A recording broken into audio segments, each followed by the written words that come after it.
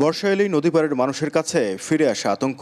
গর্জে ওঠা তিস্তা, ধরলা, দুধকুমার আর ব্রহ্মপুত্র যেন একের পর এক গ্রাস করছে মানুষের স্বপ্ন। কোথাও রাতারাতি নদীগর্ভে বিলীন হচ্ছে বসতভিটা, কোথাও হারিয়ে যাচ্ছে ফসলি জমি, আবার কোথাও ঝুঁকিতে পড়েছে শিক্ষা প্রতিষ্ঠান, মসজিদ, কবরস্থান আর গ্রামীণ সড়ক।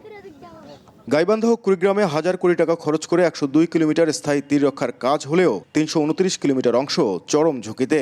আর তিস্তার 44টি পয়েন্টে জিও ব্যাগ দিয়ে চলছে ভাঙন রোধের কাজ। ফলে রংপুর, কুড়িগ্রাম, লালমনিরহাট, নীলফামারী ও গাইবান্ধার বিস্তীর্ণ জনপদ এখনো তীব্র ভাঙনের কবলে। আমাদের তো জমি জায়গা, রাস্তাঘাট সব ভাঙি গেছে। এখন বাড়ি টাড়ি ভাঙি গেলে তো আমাদের নিঃস্ব।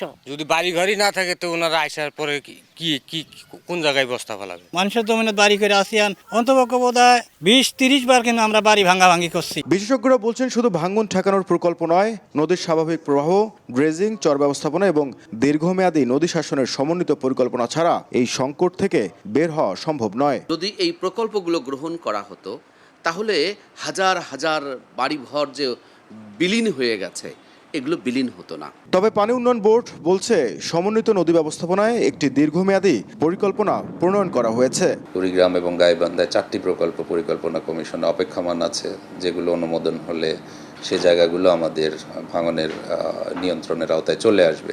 নদী ভাঙনের সঙ্গে শুধু মাছই হারায় না, হারিয়ে যায় মানুষের শিকড়, স্মৃতি আর ভবিষ্যতের স্বপ্ন। তাই নদী পাড়ের মানুষের একটাই প্রশ্ন, আর কত ক্ষতি হলে মিলবে স্থায়ী সমাধান?